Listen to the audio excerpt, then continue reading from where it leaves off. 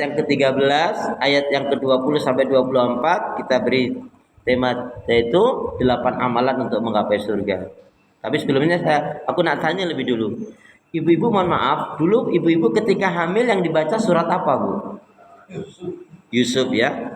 Kenapa, Bu? Biar ganteng, biar cakep. Sebenarnya masalah ganteng dan cakep lihat saja bahannya, ya. Ya kan? Enggak kok yang dibaca kok surat Yusuf, kenapa enggak surat Muhammad? Kan ada surat Muhammad, surat yang ke-47. Apa enggak kepingin anaknya seperti Nabi Muhammad? Ya. Nah, pertanyaannya, kalau ibu ketika hamil kemudian ibu membaca surat Al-Baqarah, apa artinya Al-Baqarah? Sabi betina terus anaknya? Atau membaca surat Al-Jin? Kan ada surat Al-Jin itu. Inilah gunanya pemahaman. Apa kata sahabat Ibnu Abbas radhiyallahu anhu?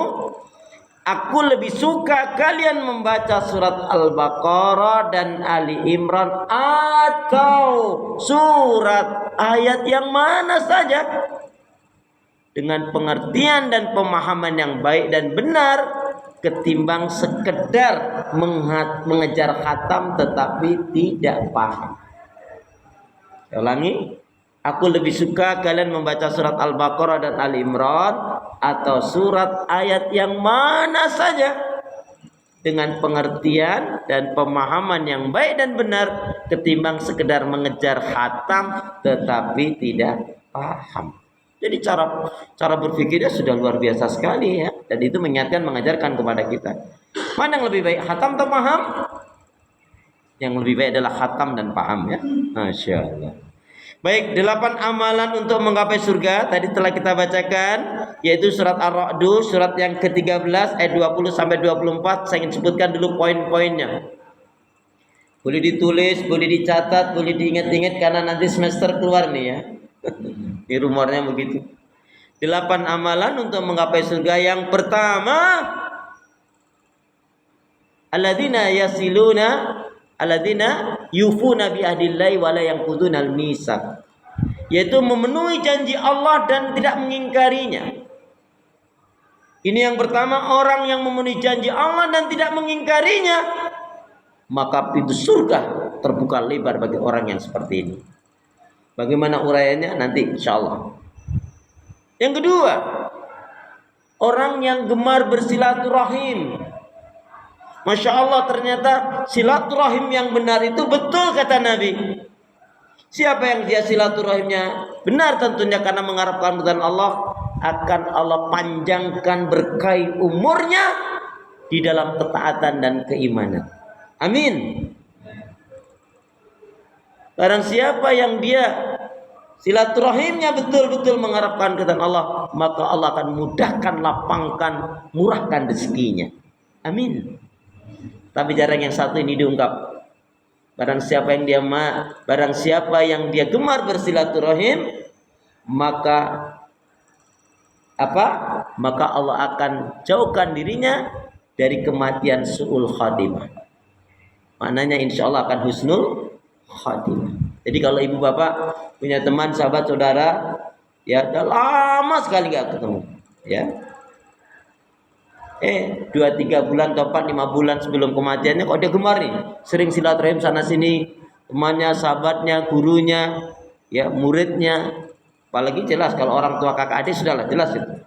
Yang lain, kemudian dia meninggal, insya Allah itu salah satu tanda husnul khatimahnya dia, sebelum kematian dia gemar bersilaturahim. Yang ketiga, orang yang takut kepada Allah. Yang hari ini sudah banyak orang nggak takut kepada Allah. Nanti uraiannya. Jadi orang yang takut kepada Allah. Buktinya orang tuh nggak takut kepada Allah, nabrak sana, nabrak sini, menghalalkan ya yang haram, mengharamkan yang halal. A'udzubillahi min dzalik, melampiaskan hawa nafsunya. Itu jelas orang ini nggak takut kepada Allah. Yang keempat, orang yang takut dengan perhitungan yang buruk. Takut dengan perhitungan yang buruk. Ini juga ngeri juga ini. Ya. Takut dengan perhitungan yang buruk. Number 5. Yang kelima, orang yang sabar. Orang yang sabar di dalam mencari mengharapkan keridhaan Allah. Ustaz ulangi Ustaz, jangan cepat-cepat Ustaz. Ya, saya ulangi. 1, 8 amalan untuk menggapai surga. 1, orang yang memenuhi janji Allah dan tidak mengingkarinya.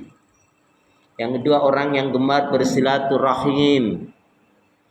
Yang ketiga, orang yang takut kepada Allah. Yang keempat, orang yang takut dengan perhitungan yang buruk. Yang kelima, orang yang sabar di dalam mencari mengharapkan keridhaan Allah. Orang yang sabar dalam mencari mengharapkan keridhaan Allah. Mohon maaf, biasanya Bu, yang nggak sabaran tuh ibu-ibu atau ibunya anak-anak. Biasanya yang nggak sabar ya ibu-ibu atau mama. Dia juga ya. Yang keenam, waqamus shalah. Orang yang mendirikan sholat, bukan ngerjain sholat. Ya, tentu beda sekali mendirikan sholat dengan ngerjain sholat. Jadi yang keenam adalah orang yang mendirikan sholat. Yang ketujuh, yang ketujuh, wa anfaqu mimma razaqnahum sirran wa alaniyah. Nih, orang yang gemar mengeluarkan zakat, infak dan sedekah. Orang yang gemar mengeluarkan zakat, infak dan sedekah. Bapak Ibu jamaah sekalian, untuk atau untuk mengeluarkan zakat, infak dan sedekah itu catatannya cuma satu saja. Apa itu? Keluarkanlah zakat, infak, sedekah Anda biar banyak, yang penting ikhlas. Betul? Ya. Biar banyak, yang penting ikhlas. Daripada sedikit gak ikhlas, lebih baik banyak tapi ikhlas. Udah sedikit gak ikhlas juga tuh kayak najis toh. Naudzubillah min dzalik. Nah, yang kedelapan, wa yadra'una bil hasanati sayi'at. Wa yadra'una bil hasanati sayi'at. Wa yadra'una bil hasanati sayi'at. Apa itu? Ini mudah diucap tapi tidak mudah kita mengamalkannya. Wa yadra'una bil hasanati sayi'at artinya orang yang menolak keburukan kejahatan dengan kebaikan. Orang yang menolak keburukan kejahatan dengan kebaikan, atau dengan kata lain membalas keburukan kejahatan dengan kebaikan. Sebelum saya lanjutkan, aku nak tanya lebih dulu, Bapak Ibu jamaah sekalian. Misalkan ada orang yang jahat sama Bapak Ibu. Wah, dia sudah menyakiti, sudah menzalimi, sudah memfitnah, dan jengkelin berulang kali. Satu hari teman ibu, teman bapak bilang, tuh yang suka nyakitin kamu, yang zolimin kamu, dia lagi sakit sekarang. Bapak ibu bilangnya gimana? Alhamdulillah. Syukurin. Astagfirullah. Ibu bilangnya gimana?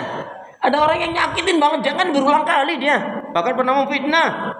Nah, suatu hari dia sakit, teman ibu kasih tahu, Pak itu yang suka nyakitin kamu, yang jagalin kamu, dia lagi sakit loh sekarang. Bilangnya gimana? Syukur. Astagfirullahaladzim.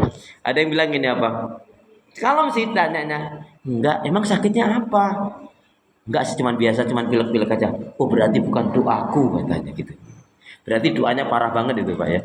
Astagfirullahaladzim, astagfirullahaladzim. Menolak keburukan kejahatan dengan kebaikan. Dan ini banyak sekali contoh teladan dari Rasulullah SAW.